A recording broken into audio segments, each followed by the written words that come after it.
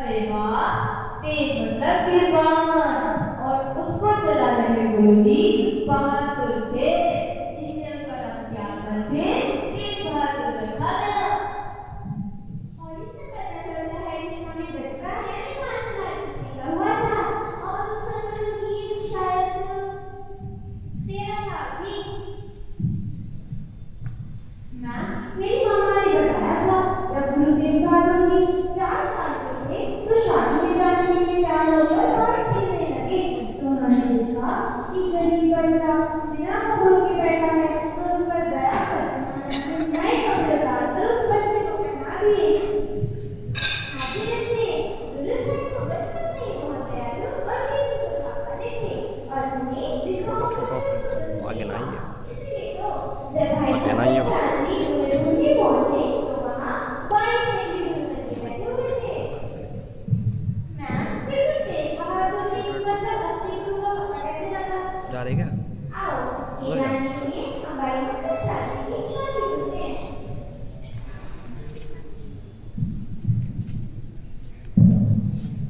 एक बार जब भाई मक्खन शाह मामा जी व्यापार करने के लिए समुद्री जहाज में काफी सारा सामान लेकर जा रहे थे तो रास्ते में उनका जहाज एक भयानक समुद्री तूफान में फंस गया। तूफान की लहरें इतनी जोरदार थी कि रस्सी से बंधे हुए माल को छोड़कर बाकी सब कुछ बहा के साथ ले जा रही थी। भाई साहिब जी बिल्कुल भी घबराए नहीं, बल्कि एकाग्र होकर अरदास करने लगे कि गुरु साहिब जी, मेरा जहाज डूबने लगा है, कृपया आप इसे डूबने से बचा लें।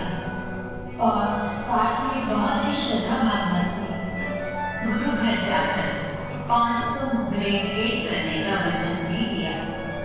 भाई मक्खन शाह जी को पता था कि गुरु साहिब जी सब कुछ करने योग्य हैं और उनका जहाज डूबने से बचा लेंगे।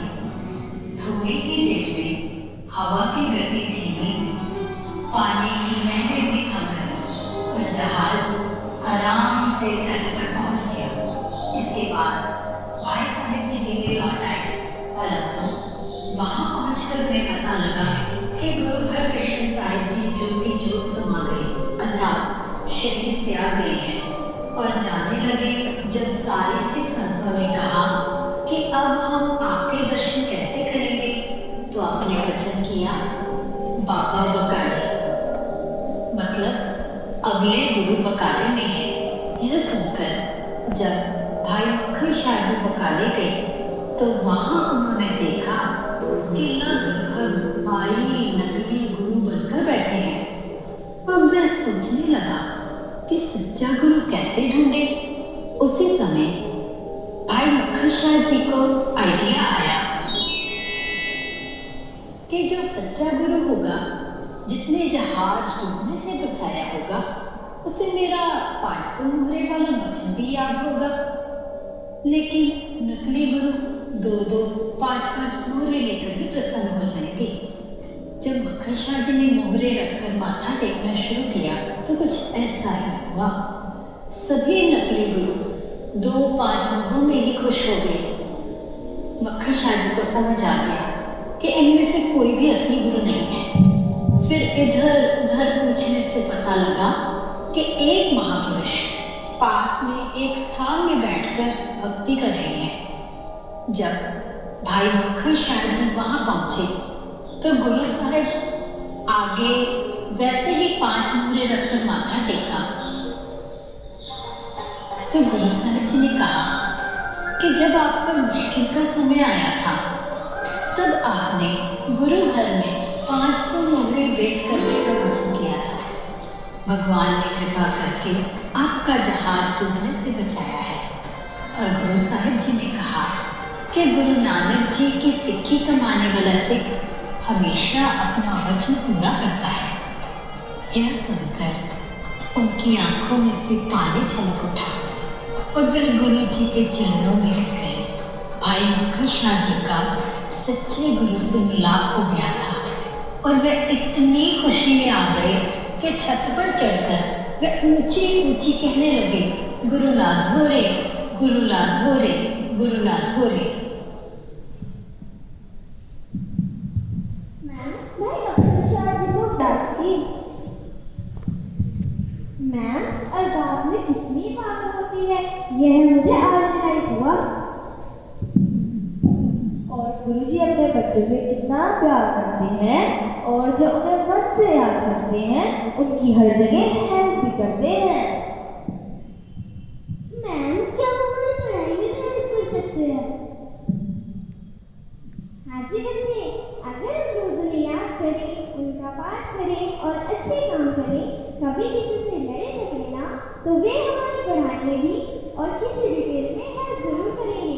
इसीलिए तो सारे कहते हैं सब भाई होए सहाय।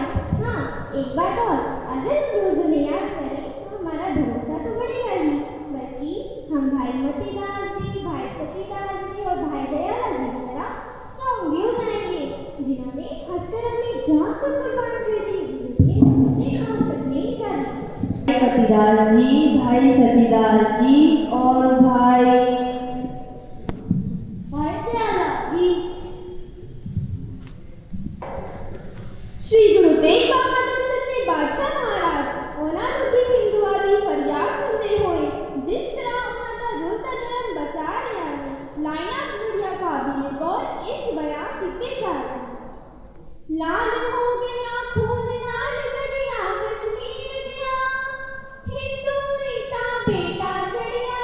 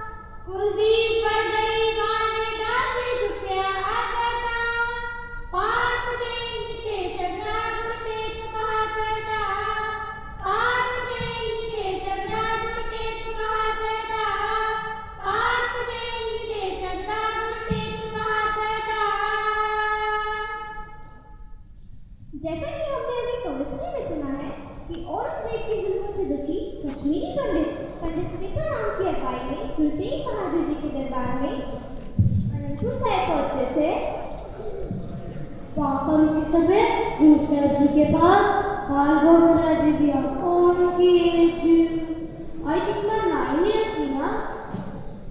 हाँ जी, पंडितों ने आकर कहा कि औरंगजेब हमें जबरदस्ती मुस्लिम बना रहा है और अगर कोई उसकी बात नहीं मानता तो उसे सीधा मार देता है, तो कृपया करके हमारा धर्म बचा ले।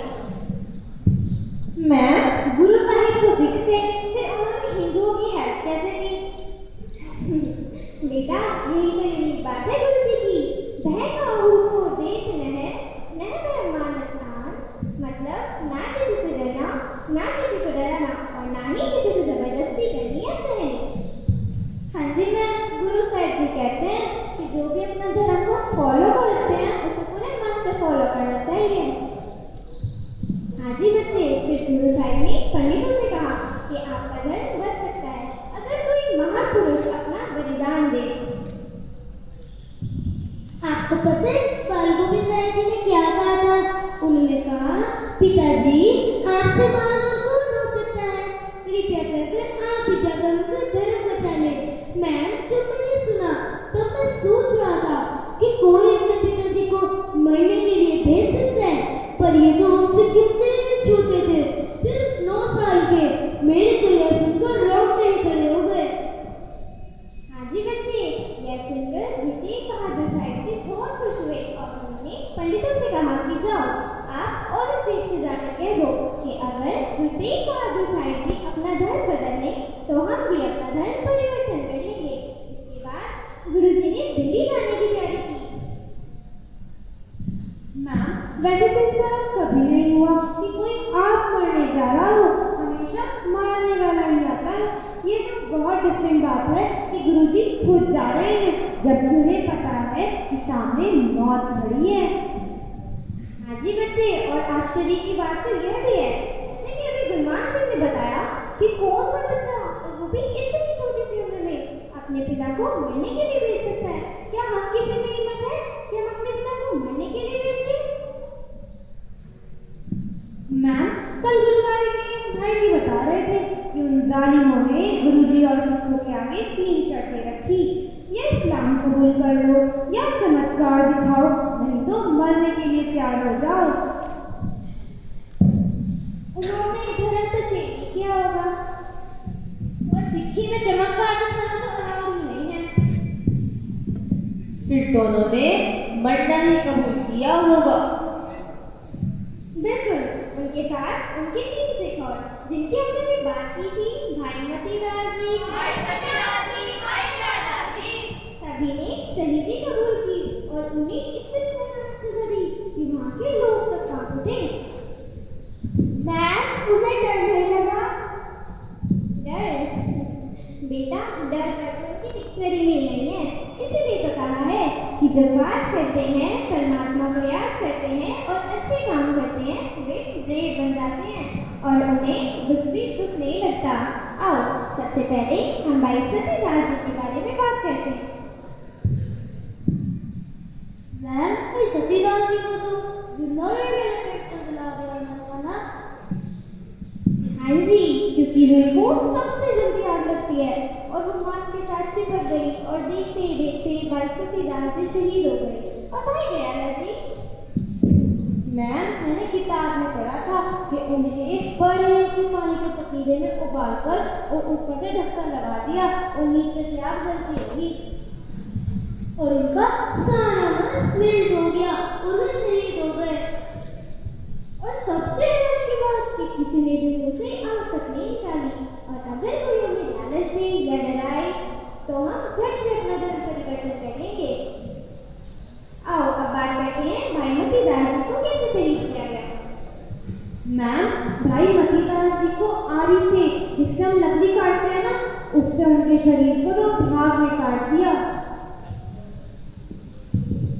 मैम, उन्हें दर्द नहीं हुआ? पिताजी बताते हैं कि गुरुजी की बाणी में स्ट्रॉन्ग बनाती है। जब भाई मतीदास जी को शहीद करने लगे तो उनके शरीर के 2 टुकड़े जमीन पर गिर गए, पर उन 2 टुकड़ों में से पाठ की आवाज आती रही जब तक पाठ कंप्लीट नहीं हुआ और यह बिल्कुल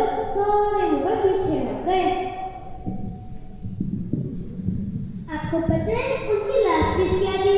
उनकी लास्ट विश यह थी कि उनका फेस गुरु तेग बहादुर जी के सामने दिया जाए ताकि वे अपने आखिरी समय में भी अपने गुरु जी के दर्शन कर सके। सच्ची मेरा तो सुन के शरीर ही कांपता है। लेकिन धन्य है ऐसे जिन्होंने धर्म के लिए अपनी जान तक कुर्बान कर दी।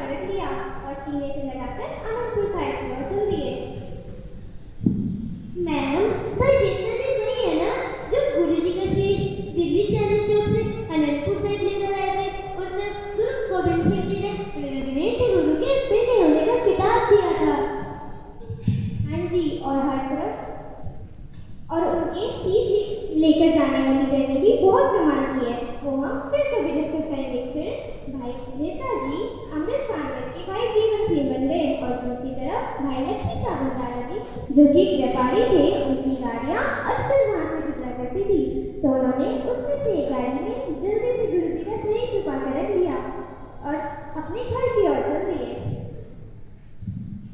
मैम, लक्की शाहजहां वही है ना जिन्होंने गुरु जी के शरीर का अंतिम संस्कार करने के लिए अपने घर को ही आग लगा दी? हाँ जी, और हर तरफ भी कहने लगी कि मेरे घर को आग लग गई है ताकि किसी को शक ना हो। किसी के लिए अपने घर को आग लगाना यह है तो कोई सच्चा और धर्मी इंसान कर सकता है। मैम, हमारा इतिहास कितना महान है और हमें पता ही नहीं। शायद दुनिया में सबसे पहले मिसाल हो जिसमें शीश का संस्कार कहीं और शरीर का संस्कार कहीं और। मैम, यह इतिहास सिर्फ सिक्कों को ही नहीं बल्कि पूरी मानवता को पढ़ना चाहिए। मैम, मुझे तो ये फील हो रहा है कि हमें किसी ने इस बारे में इस तरह से बताया ही नहीं। मैम, अगर आप बात हो ही रही है तो मैं भी आज आप सभी के साथ अपनी बात शेयर करना चाहता हूँ। जी बेटा, आप आगे आके जरूर बात करें। My name is Jatin Sharma. मैं स्कूल में अभी नया ग्रेजुएट हुआ हूँ। मैं कश्मीर का रहने वाला हूँ और आज आपके साथ गुरु तेग बहादुर साहब से संबंधित अपनी बात कहना चाहता हूँ। जो कश्मीरी पंडित अपने धर्म की रक्षा के लिए गुरु तेग बहादुर साहब जी के पास पहुंचे थे, उनमें से एक मेरे पूर्वज भी थे। मेरे दादाजी ने मुझे एक बात समझाई थी कि बेटा, कुछ भी हो जाए, यह तिलक अपने माथे पर समझता है ना, यह तिलक तुझे हमेशा गुरु तेग बहादुर साहब जी की शहीदी की याद दिलाता रहेगा।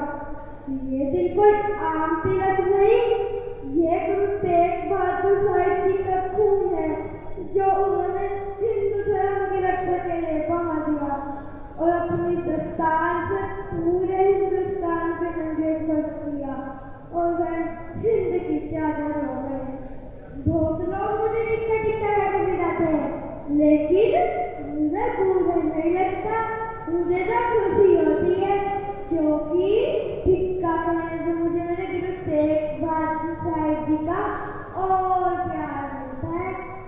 मुझे दस्तार धारी बहुत अच्छे लगते हैं, तभी मैं मार्केट होकर आया हूँ।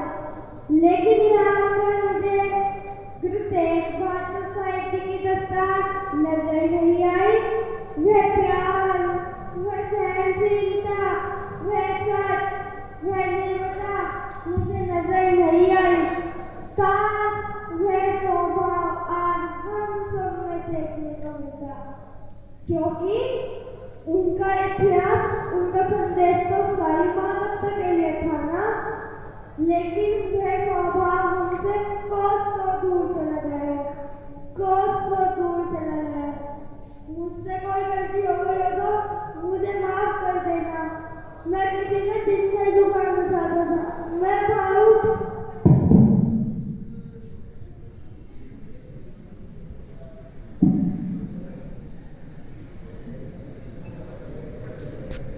आओ हम सब मिलकर गुरु तेग बहादुर साहिब जी को